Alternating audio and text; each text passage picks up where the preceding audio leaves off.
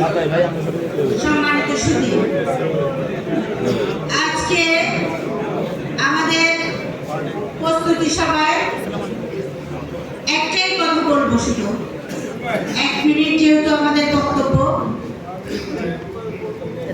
বহুদিন পর আমরা নির্বাচনের জন্য এবং আমাদের মাঝে আমাদের প্রাণপ্রিয় লিডার, তারুণ্যের অহংকার তারেক রহমান